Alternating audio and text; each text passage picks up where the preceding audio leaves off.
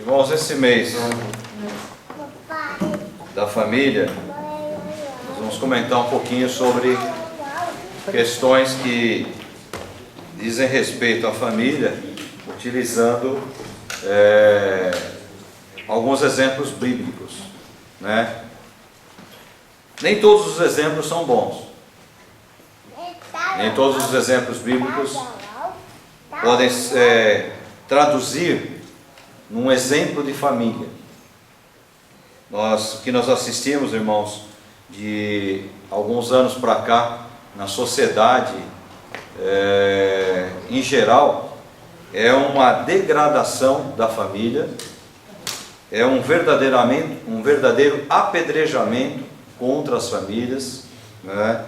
A destruição da família planejada, organizada, feita por Deus, a família que hoje a gente tem que chamar de a família tradicional. Então, irmãos, nós assistimos nos dias que a gente vive um verdadeiro apedrejamento contra a igreja, uma verdadeira artilharia está sendo levantada contra a igreja do Senhor Jesus.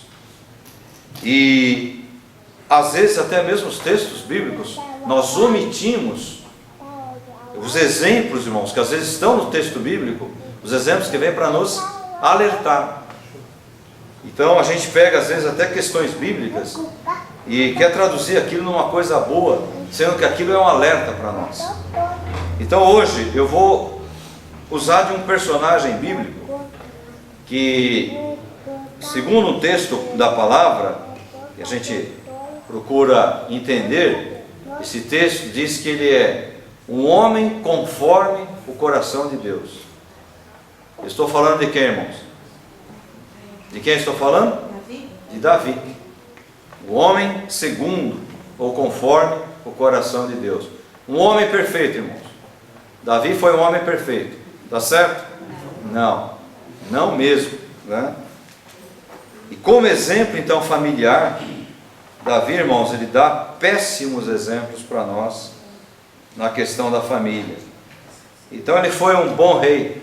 Ele foi um rei que conquistou muitas coisas, né, para o povo de Israel, para o reino de Israel. Mas eu quero analisar hoje a questão de Davi, pai, de Davi como um chefe do lar, de Davi como alguém que para nós deveria servir de padrão. Então vamos ler alguns textos bíblicos para nós termos base aí. Primeiro eu quero convidar você para abrir no primeiro livro de Samuel, 1 Samuel,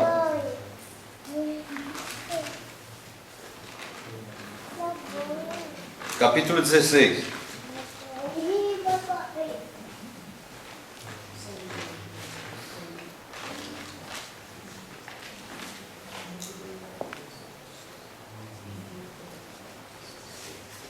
Amém? Nós vamos ler o texto, irmãos, do versículo 3. Então Jessé, convidado para o sacrifício, e disse: mostrarei o que você tem que fazer. Você ungirá para mim aquele que eu indicar.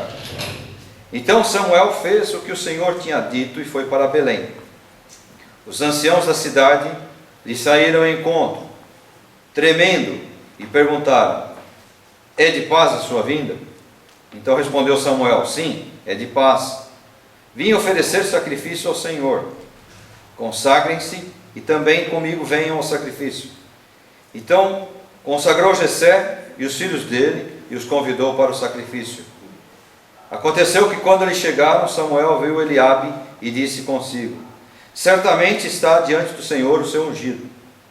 Porém disse Deus a Samuel: não olhe para a sua aparência, nem para a sua altura, porque eu rejeitei. Porque o Senhor não vê como vê o ser humano. O ser humano vê o exterior, porém o Senhor vê o coração. Por isso mais tarde Davi é chamado homem segundo o coração de Deus. Versículo 8. Então Jessé chamou Abinadab e o fez passar diante de Samuel, que disse: nem a esse o Senhor escolheu. Então Jessé fez passar Samá, porém disse: tampouco a este, também escolheu o Senhor. Então Jessé fez passar os seus filhos diante de Samuel, porém Samuel disse a Jessé: o Senhor não escolheu nenhum desses.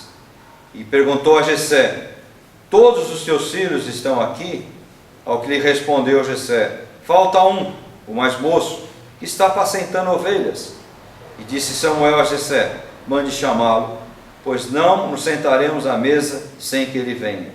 Então mandou chamá-lo e o fez entrar. Davi era ruivo, de cabelo, de belos olhos, boa aparência. E o Senhor disse a Samuel: levanta-se e unja-o, pois este é ele. Então pegou Samuel o chifre, colocou azeite, ungiu a Davi no meio de seus irmãos, e daquele dia em diante o Espírito de Deus se apossou de Davi, e então Samuel se levantou e foi para Ramá. Então veja, irmãos, quem escolheu Davi? Deus usou Samuel, a instrumentalidade de Samuel, para escolher Davi. Não pela aparência, não pela capacidade física, não por aquilo que talvez os outros irmãos tinham e Davi não tinha. Alguns comentaristas do Antigo Testamento dizem que o cabelo vermelho, o ruivo, era muito raro de se existir. Então eram pessoas que eram até certo ponto desprezadas, né? Alguns comentaristas dizem isso. Mas Davi seria o último a ser escolhido. Pelo ser humano talvez nem seria escolhido, mas Deus o escolheu. Então Deus escolheu Davi. Eu pergunto para os irmãos: Deus é onisciente? Deus conhece todas as coisas? Conhece. Então Deus conhece o coração de Davi. Deus conhece também as ações de Davi. Deus conhece a vida de Davi. Deus conhece você, meu irmão. Deus conhece a sua atitude. Deus conhece como você se comporta na sua casa, como você se comporta no seu dia a dia. Deus conhece a sua vida. Deus conhece a cada um de nós.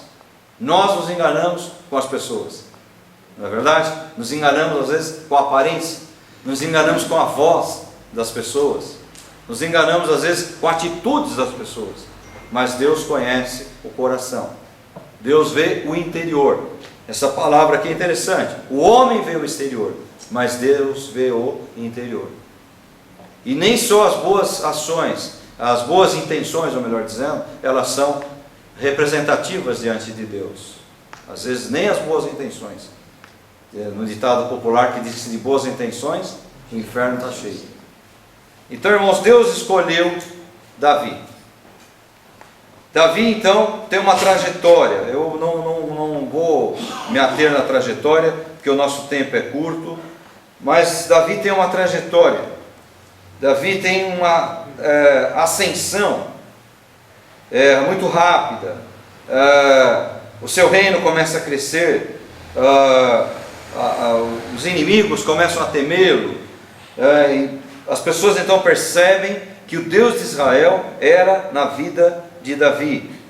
Logo depois de ser ungido aqui nessa passagem, um pouco à frente, um grande homem chamado de Golias, ele se levanta para afrontar o povo de Deus. Ele era filisteu, inimigo do povo de Deus, do povo de Israel. Ele se levanta afrontando, humilhando o povo, e ninguém tinha coragem de se levantar e encarar Golias. Mas Davi, já com a unção do Senhor, conforme nós vimos aqui, é uma expressão muito usada no Antigo Testamento. O Espírito Santo se apossou, ou seja, não é que ele forçou. O Espírito Santo agora começa a agir através da vida de Davi. Então Davi se levanta agora e vai, enfrenta Golias, e nós conhecemos a história. Nós que estamos aí na igreja desde criança, quantas vezes ouvimos a história do Davizinho, não é verdade? Do rei Davi, Davizinho, que foi lá e tombou o gigante Golias. Então, irmãos, grandes coisas Deus vai fazendo na vida de Davi. E começa então a jornada bélica de Davi. Ou seja, Davi começa a ser usado por Deus para conquistar terras, para destruir inimigos. E, logicamente, nos textos bíblicos que a gente pode acompanhar, nós percebemos que algum tipo de soberba começa a tomar conta também do rei Davi. E ele vai num desenvolvimento familiar, nós Não queremos entrar também muito aqui a fundo, porque também não é nosso propósito. Mas, em algum instante da vida, irmãos, nesse momento talvez de soberba de Davi, algumas coisas começam a acontecer que desmerecem Davi como um homem padrão, pelo menos aos nossos olhos, não é? Como um pai que pode ser considerado um pai padrão. Ou seja, quando nós olharmos agora algumas situações que envolvem Davi, nós não vamos entendê-lo como aquele pai que eu queria ter, aquela pessoa que seria aos meus olhos um padrão de pai, de chefe do lar. O que levou Davi a tudo isso? Nós não sabemos, irmãos. Talvez só essa soberba, não é? Talvez em alguns instantes da vida dele faltou ele estar lá com o seu povo, com o seu exército. Então nós não sabemos exatamente, mas a Bíblia, ela vai descrevendo algumas situações, e a mais triste dela, irmãos, quando você vai desenvolvendo aqui a leitura, você percebe que o Davi é o personagem bíblico mais comentado. Eu até marquei aqui, de 1 Samuel 16 aqui, começa exatamente a história dele, até segundo livro de Samuel, até segundo livro de Reis, no capítulo 2, você vai vendo a história de Davi. Não se fala tanto de um personagem bíblico como se fala a respeito de Davi. Isso aí é fácil, você vai rodando as páginas da Bíblia e você vai vendo a situação dele, desde a sua unção como rei, como a sua convivência com Saul, depois os livramentos que Deus vai concedendo a ele cumprir, e vai embora. Então, aqui uma série de situações envolvendo a vida do rei Davi. Até, irmãos, nós nos depararmos com o segundo livro de Samuel, vai dizendo aqui, olha, diversas vitórias de Davi, Davi agradecendo, Davi ungido rei diante de todo Israel, Davi reconhecido rei por Irão, Davi conquista Sião, e vai embora. Davi derrota os amonitas, Davi derrota os sírios, e vai embora. Até o segundo livro de Samuel, capítulo 11. Segundo livro de Samuel, capítulo 11, narra então aqui, irmãos, uma primeira situação estranha que acontece na vida de Davi. Se você quiser acompanhar a leitura, eu tenho que fazer a leitura para nós entendermos. Capítulo 11 do segundo livro de Samuel. Decorrido um ano, no tempo em que os reis costumam sair para a guerra, Davi enviou Joabe, seus oficiais e todo Israel. E eles destruíram os filhos de Amon, os amonitas, sitiaram a cidade de Rabá.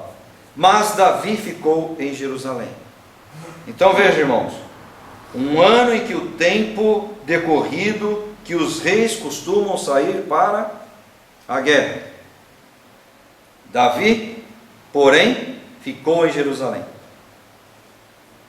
Versículo 2: Uma tarde se levantou do seu leito, andava passeando no palácio real, e dali ele viu uma mulher que estava se banhando, e era esta mulher muito bonita. Por que Davi percebeu que a mulher era bonita, irmãos? Porque ele não só bateu os olhos nela, ele fincou os olhos nela. Ele percebeu, né? Não dá para saber se ela estava nua, se ela estava com uma espécie de bata, se banhando, se refrescando, nós não sabemos, né? Mas ele percebeu que era uma mulher bonita, e ele quis saber quem era aquela mulher. Então disseram: ela é Betseba, filha de Eliã, mulher de Urias o Heteu. Quem era Urias, irmãos? Urias e Joabe eram homens de confiança de Davi. Então, ainda que Davi tenha olhado aquela mulher e tenha cobiçado aquela mulher, a partir do momento que ele quer saber quem é aquela mulher, e ela é identificada como a mulher a esposa de um dos seus homens de confiança, ali tinha que acabar aquela cobiça de Davi, ele tinha que perceber que alguma coisa estava errada. Além do erro de ele cobiçar aquela mulher, o erro maior ainda foi saber quem ela era, e quem era e representava Urias para ele, homem de confiança juntamente com Joabe. Mas Davi prossegue. O versículo 4 diz que ele envia mensageiros para que trouxessem Betseba até o palácio, e ali começou, irmãos, uma espécie de romance entre os dois. Pela Bíblia parece que eles coabitaram uma vez só, tiveram um relacionamento uma vez só, né? Pelo texto, porque o texto ele é objetivo.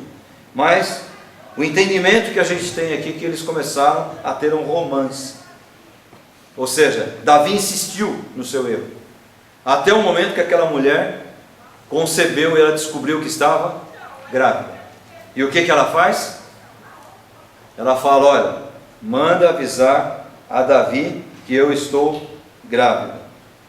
E aí, irmãos, começa então a segunda parte da situação errada na vida de Davi. Porque é sempre assim, né, irmãos? É sempre assim. Um erro ele chama outro erro. Então, se você mente e alguém descobriu que você falou uma mentira e você quer encobrir essa mentira com outra mentira, a coisa vai ficando cada vez pior. Como a gente diz, né? Vai se tornando uma bola de neve, que a bola de neve ela vai rodando, ela vai rolando e a neve vai se acumulando e aquela bola vai ficando cada vez maior, a ponto de destruir, às vezes até casas que estão à frente. Então, irmãos, aqui a ruína, ela começa a acontecer na vida de Davi e consequentemente na vida da sua família e consequentemente na vida do seu povo. A Bíblia fala, irmãos, quando um rei procede mal, todo o povo é acometido também por aquele mau procedimento. Não é verdade? Nós vemos aí, irmãos, quanto tempo de desvio de dinheiro no nosso país. A gente percebe como a situação ela está demorando e vai demorar ainda para voltar um pouco no normal. Por quê? Porque o tempo da destruição foi muito grande, o tempo da ruína foi muito grande. Então você não consegue resgatar aquele tempo, às vezes de uma forma rápida, aquilo vai demorar. Então Davi aqui, irmãos, começa o desespero de Davi. Ele fala: e agora, o que é que eu faço? O que é que eu faço? Então a primeira medida dele foi: chama Urias. Chamou Urias e falou: Urias, você é como um braço direito para mim, você é um homem de confiança e eu quero que você coma comigo aqui e tal, vá para sua casa. Só, irmãos, que quando os homens saíam para a guerra, eles tinham um pacto, eles não entravam nas casas, eles não tinham relacionamento com as suas mulheres, porque o compromisso deles era a nação, era o rei, a fidelidade ao rei. E ele insiste para que Urias entrasse na sua casa, imaginando assim: ele entra, ele vai ter um relacionamento sexual com a sua esposa, com Betseba, ela vai conceber esse filho, vai pensar que é dele. Ele insistiu, porém ele estava lidando com um homem que era fiel, um homem que cumpria aquilo que havia sido determinado para ele como um soldado, como um integrante do exército do rei. Ou seja, o comportamento de Urias deveria ter sido o comportamento de Davi. Por fim, quando ele vê que nada disso resolve, o que é que ele faz? Ele manda uma carta pela mão do próprio Urias para ser entregue nas mãos de Joabe, e aquela carta era a sentença de morte de Urias. Ou seja, irmãos, olha o pecado que vai gerando. Davi era um homem, era um pai de família. Davi precisava daquela mulher, irmãos. Quantas virgens de Israel, se ele pedisse, se ele solicitasse, seriam trazidas até ele no palácio? Naquela época, costume, o rei podia ter mais de uma mulher. Salomão teve um monte, né? Então ele podia fazer isso, mas porque ele cobiçou aquela mulher e ele falou: essa mulher, eu quero essa mulher para mim. E quando descobre que a mulher de Urias, ele devia ter parado por ali, mas ele vai adiante. E não vai medindo as consequências, até saber que aquela mulher agora concebeu dele, está grávida dele. Então ele coloca Urias que vai com a própria carta para entregar na mão de Joabe. Joabe abre a carta selada pelo rei, né, com aquele selo real. Ele abre a carta e fala: nossa, pediu para colocar Urias na frente. Por qual será o motivo? Porque ele sabia que aqueles que estavam à frente tinham muito maior chance de morrer no combate. E foi o que aconteceu com Urias. Então, irmãos, qual foi a maldade de Urias, irmãos? Ter casado com Betseba. Essa foi a grande maldade de Urias. No demais, ele era fiel a Davi. Mas Davi, consternado aqui, ele manda Urias para a frente da batalha e Urias tomba. Sangue inocente. Tudo isso produto do quê? Produto de uma coisa errada na vida de Davi. E a coisa vai embora, irmãos. A coisa vai embora. Você começa a ler o capítulo 11 do segundo livro de Samuel, né? Você vai percebendo toda essa situação que eu estou falando aqui. E por fim, por estar a mulher grávida, ele atrás para o palácio e acaba recebendo ela como uma de suas esposas, como uma concubina. No capítulo 12, versículo 1 diz assim: e o Senhor enviou Natã era um profeta, e ele foi falar com Davi e disse, a forma de linguajar que Jesus usava, né? Contando histórias. Havia numa cidade 2 homens, um rico e outro pobre. O rico tinha ovelhas e gado em grande número, mas o pobre não tinha coisa alguma a não ser uma pequena cordeirinha que havia comprado. Ele a criou e ela cresceu em sua casa, junto com seus filhos. Comia da sua comida, bebia do seu copo, dormia nos seus braços. Ele a tinha como uma filha. Certo dia chegou um viajante à casa do homem rico, e este não quis pegar uma das suas ovelhas, ou um dos seus bois, para dar de comer ao visitante. Porém, ao invés disso, pegou a cordeirinha do homem pobre e a preparou para o homem viajante que havia chegado. Então o furor de Davi se acendeu contra aquele homem, e ele disse a Natã: tão certo como vive o Senhor, o homem que fez isto deve ser morto. E por essa cordeirinha restituirá 4 vezes, porque fez uma coisa dessas e não se compadeceu. Então Natã disse a Davi: esse homem é você. Assim diz o Senhor, o Deus de Israel: eu ungi rei sobre Israel, o livrei das mãos de Saul, eu lhe dei a casa do Senhor, as mulheres do seu Senhor em seus braços, também lhe dei a casa de Israel, a casa de Judá, e se isso fosse pouco, teria acrescentado tais e tais coisas. Por que então você desprezou a palavra do Senhor, fazendo o que era mal aos olhos dele? Então com a espada que você matou Urias o Heteu, você tomou a sua esposa, e depois de o matar com a espada dos filhos de Amon, agora pois essa espada jamais se afastará da sua casa, porque você me desprezou e tomou a mulher de Urias o Heteu para ser a sua mulher. Então assim diz o Senhor: farei com que de sua própria casa venha o mal sobre você. Tomarei as suas mulheres à sua própria vista, darei a outro homem, que se deitará com elas em plena luz do dia. Porque o que você fez em segredo, eu farei isso diante de todo Israel em plena luz do dia. E disse ainda, então disse Natã a Davi, então disse Davi a Natã: pequei contra o Senhor. E Natã respondeu: também o Senhor perdoou você do seu pecado, você não morrerá. Mas com isto que você deu motivo aos inimigos do Senhor, para que blasfemassem, também o filho que lhe nascerá morrerá. E então Natã foi para a sua casa. Então, irmãos, veja, Natã, o profeta, era um homem de Deus.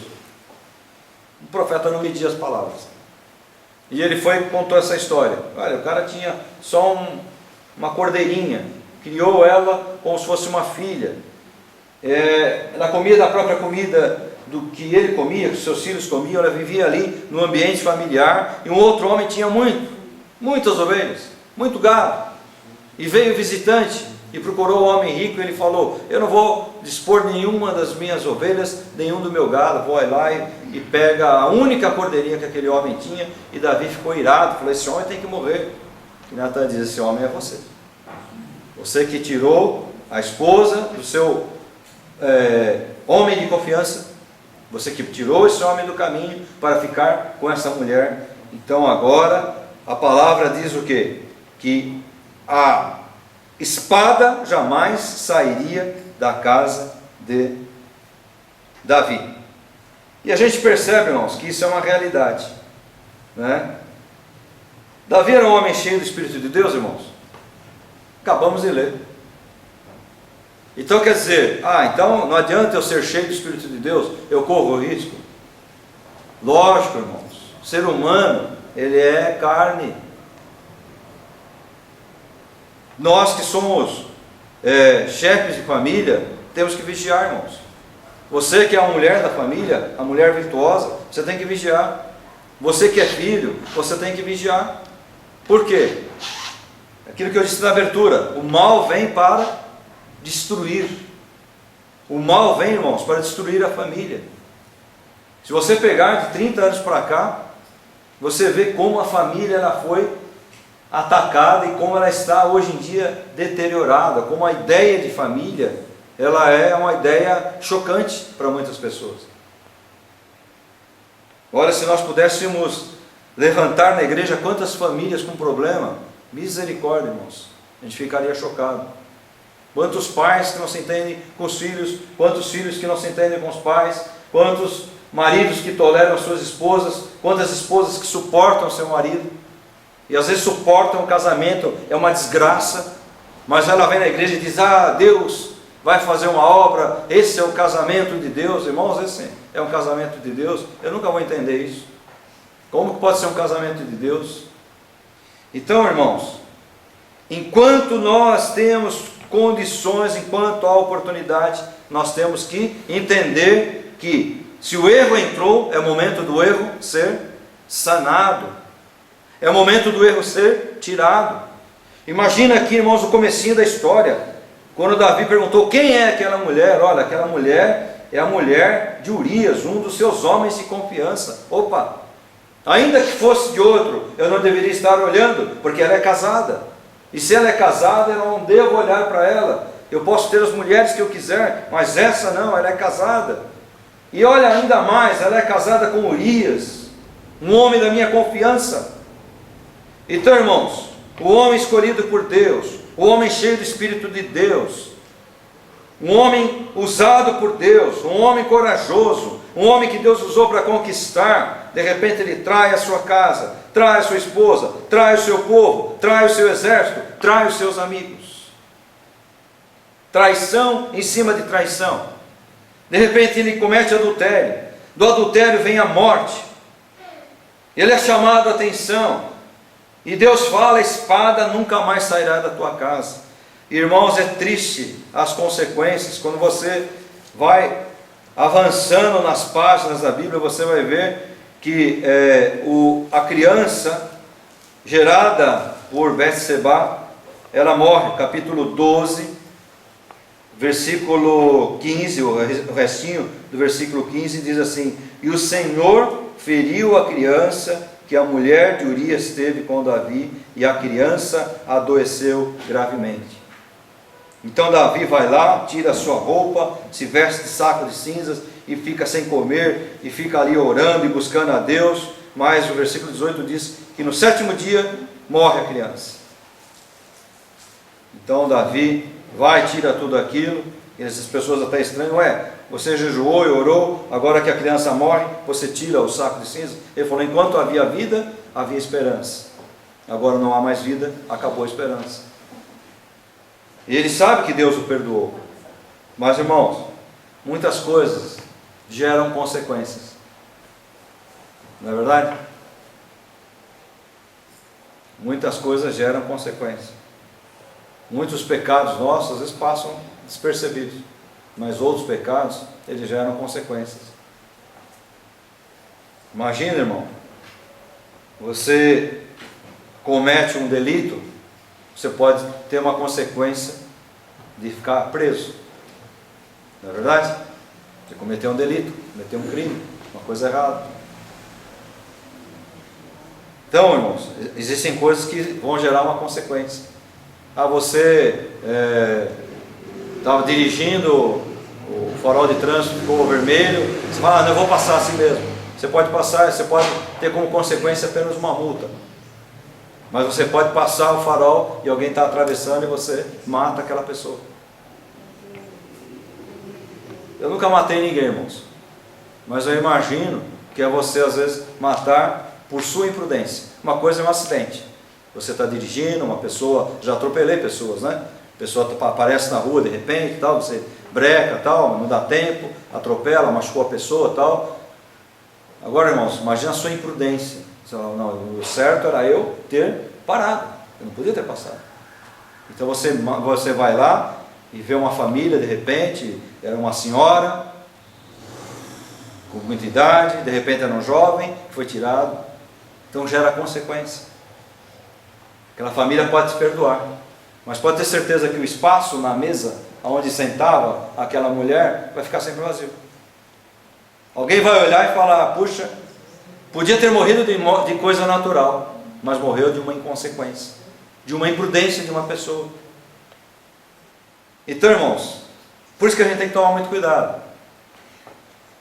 A gente tem que tomar muito cuidado com a vida da gente, principalmente quando se fala de família, porque às vezes, irmãos, as consequências elas vão ficar. Eu tenho alguns exemplos na família dos meus tios, por exemplo, né? Como um exemplo do álcool, do vício do álcool. O que acarretou na vida daquelas pessoas o vício do álcool. Então, até hoje, quando você encontra alguns, as histórias que você conta história de bêbados na porta de casa, história de parentes que morreram com a cara no vômito da pinga, história de, eu nem sabia, tem um primo meu que está vivo por aí, nem sabia, achei que ele tinha morrido já há muito tempo. E ele vive de furtos. Furta a mãe, minha tia, que deve estar velhinha, a última que sobrou, do lado do meu pai, também, achei até que tinha morrido. Aliás, ninguém nem sabe, de repente até já morreu mesmo. Fez a vida da minha tia virar um inferno. Eu estou com 59 anos, desde que eu me conheço por gente, é essa mesma situação. Então, irmãos, as consequências, às vezes, vem o perdão, mas a consequência fica. Tem muita gente que não gosta que eu falo isso, mas fica, irmãos, não é? E na casa de Davi não foi diferente. O homem escolhido por Deus, o homem conforme o coração de Deus, o homem cheio do Espírito de Deus, mas não é por isso que é o super-homem, não é por isso que tem que deixar de vigiar, não é por isso, irmãos, que tem a ação do homem, a atitude do homem. A gente às vezes tem uma visão diferente, uma pessoa cheia do Espírito de Deus não vai fazer nada de errado. Irmãos, você é conduzido por Deus, mas você é responsável pelas suas atitudes, as suas ações, você é responsável. O Espírito Santo de Deus vai amarrar você, irmão. As oportunidades vão estar aí para fazer coisa errada, e você vai ter a opção para fazer ou não. O Espírito de Deus dentro de você vai dizer, não faça. Mas muitas vezes você é guiado por tua intrepidez, né, por tua insensatez, por aquele momento, você vai fazer a coisa errada. Às vezes fica só naquilo, mas muitas vezes essa consequência que nós estamos vendo aqui na casa de Davi. Então morreu o inocente, Urias, e agora morre mais um inocente. O Senhor feriu a criança.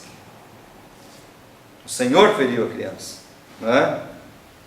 Depois, irmãos, Deus abençoa a casa de Davi, vem outros filhos, vem lá o Salomão, outro filho com Betseba, e vai embora, mas o exemplo ficou. E quando você entra no capítulo 13, você vai ver que,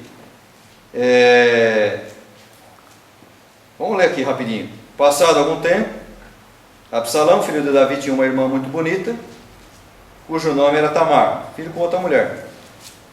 Amon, filho de Davi, apaixonou-se por ela, ou seja, filhos de mães diferentes, mas do mesmo pai que era Davi. Então Amon se apaixonou por Tamar, que era sua irmã. Sabe o que é isso aos olhos de Deus, irmãos? É horrível. Aos olhos de Israel, isso era, terrível, incesto. Vamos lá, vamos ler rapidinho. Amon ficou angustiado por causa de Tamar, sua irmã, a ponto de adoecer. Pois sendo ela virgem, parecia impossível para ele fazer alguma coisa com ela. Então veja que a intenção de Amon era a melhor possível. Vamos usar uma palavra forte aqui: estuprar a própria irmã. Consequência de quem? Meu pai fez. Meu pai fez coisa errada, Deus perdoou ele.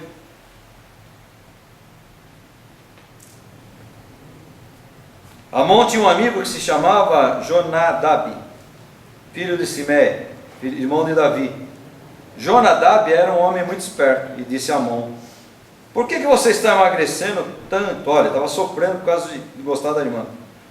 Por que não me conta? Então Amon disse: estou apaixonado por Tamar, irmã de Absalão, meu irmão, por parte de pai. Então Jonadab disse: deite-se na cama e finja que está doente.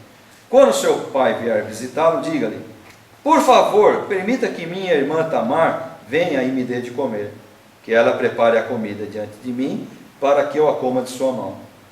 Então foi Amon, deitou-se, fingiu que estava doente. Quando o rei foi visitá-lo, Amon lhe disse: por favor, permita que a minha irmã Tamar venha e prepare 2 bolos diante de mim, para que eu coma da sua mão. Então Davi mandou dizer a Tamar, em seu palácio: por favor, vá à casa de seu irmão, Amon, e prepare alguma comida para ele. Tamar foi à casa de Amon, seu irmão, e ele estava deitado. E ela pegou a massa, amassou, fez o bolo e os assou. Pegou a assadeira, tirou os bolos, mas ele não quis comer. Então Amon disse: mandem que todos saiam da minha presença. Todos saíram. E Amon disse a Tamar: traga a comida ao meu quarto, comerei da sua mão. Tamar pegou os bolos que havia feito, levou a Amon, seu irmão, no quarto. Quando ela oferecia os bolos para que ele comesse, ele agarrou e lhe disse: venha, deite-se comigo, minha irmã. Porém ela respondeu: não, meu irmão, não me force, porque não se faz coisa dessa em Israel. Não faça essa loucura, porque aonde iria eu com a minha vergonha? E você seria como um dos loucos de Israel. Agora, por favor, fale com o rei, e ele não impedirá que eu case com você. Ele não queria casar. Mas Amon não quis dar ouvidos ao que Tamar dizia, pelo contrário, sendo mais forte que ela, forçou-a e teve relações com ela. Depois sentiu aversão por ela, e maior era a aversão do que o amor com o qual a tinha amado. Então lhe disse: levante-se e saia daqui. Tamar respondeu: não, meu irmão, porque mandar-me embora seria um mal maior ainda do que você fez. Porém ele não a quis ouvir. Chamou o moço que o servia e disse: põe essa mulher para fora e tranque a porta. Então, irmãos, vejam as consequências do pecado. Depois, sabe o que acontece? O Absalão, que era o irmão de Tamar, vai e mata Amon. Aquela profecia dita por Natã para Davi: a espada nunca cessará da tua casa. Ela vai acontecendo. Você vai vendo aí os textos adiante, nós não vamos ler porque é muita coisa. Mas, irmãos, eu quero parar para a gente pensar um pouquinho nessa situação. Davi não era um homem qualquer, irmãos. Davi era um homem que tinha o Espírito de Deus. Davi era um homem que Deus escolheu. De tantos outros, Deus escolheu. Davi era um homem que Deus amou. Então vem o adultério, homicídio, sangue inocente derramado, depois do filho.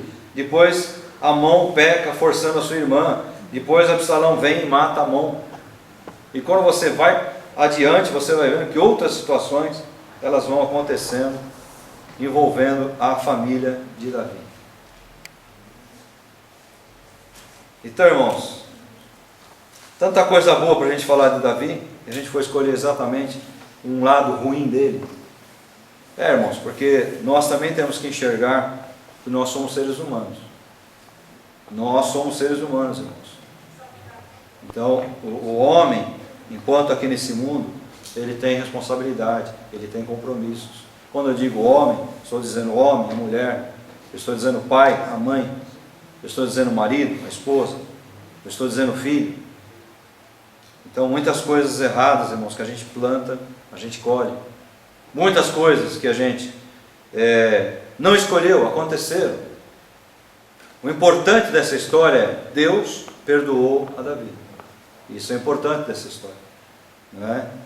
Agora, por que perdoou a Davi? Porque Davi se arrependeu, buscou lugar de arrependimento. E para nós, irmãos, fica a lição. Ah, mas Deus vai fazer tudo. Irmãos, você tem uma responsabilidade. Você tem uma responsabilidade. Você tem que dar um testemunho dentro da sua casa. Você tem que dar um testemunho na rua. Eu estava conversando com um irmão, uma conversa, né, dessas de mensagem, e ele fez um comentário sobre igrejas, tal por aí hoje em dia, como as pessoas estão buscando coisas erradas, como as igrejas estão com doutrinas esquisitas, tal. E ele falou assim: porque os crentes não são lá na rua o que são dentro da igreja. E eu falei para ele: eu penso exatamente o contrário de você. Ele falou: tem que ser lá no mundo o que você é na igreja. Eu falei: eu penso exatamente o contrário. Eu penso que eu tenho que ser na igreja o que eu sou lá no mundo.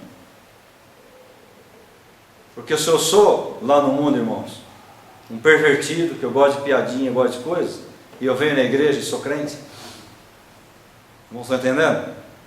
Então é aqui que eu me visto. Eu entro ali e ponho minha roupinha de ovelha. Quando eu saio, eu tiro a roupinha de ovelha. Porque na verdade eu não sou uma ovelha, eu sou um lobo. Então, irmãos, eu tenho que ser na igreja o que eu sou lá no mundo. Senão eu estou sendo falso. Então, se eu gosto de fofoca, se eu gosto de intriga lá no mundo, então eu tenho que me converter. Eu não sou crente em Jesus Cristo. Eu gosto de ver destruição, pecado. Mas lá no mundo é diferente. Ué, irmãos, eu sou lá fora o que eu sou aqui dentro. Eu sou aqui dentro o que eu sou lá fora. Eu tenho que ser uma pessoa só. Então, irmãos, a gente tem uma responsabilidade. Nós temos uma responsabilidade. E Deus nos chama para essa responsabilidade. Amém, irmãos? Orar pela família é muito bom. Nós vamos orar. Hoje, domingo, outra quinta, segunda-feira. Mas, irmãos, agir também faz parte. Agir também faz parte. Não adianta nada eu falar essa palavra e chegar e fazer outra coisa. E os irmãos olharem e perceberem outra coisa. Então, eu tenho que ser a mesma pessoa. Porque eu sou lá fora, eu sou aqui dentro. É uma pessoa só, irmãos. Quando Cristo nos comprou pelo sangue precioso dele, nós nos tornamos membros do corpo de Cristo. Pessoas chamadas por Deus. Por isso nós não erramos. Por isso nós não pecamos. Está certo? Não. Por isso nós temos que vigiar, irmãos. Que nós estamos sujeitos a errar, a pecar, a falhar. Por isso existe um negócio bacana que se chama arrependimento. Perdão, Senhor. Eu errei. Se eu errei contra o irmão, não adianta pedir perdão para Deus. Eu tenho que pedir perdão por meu irmão. Eu tenho que me dirigir ao meu irmão e falar: irmão, eu já pedi perdão para Deus, mas estou pedindo perdão para você. Já que eu tenho acesso a você, se eu não tenho acesso, não tem jeito. Mas se você tem acesso, peça perdão. Amém, irmãos? Vamos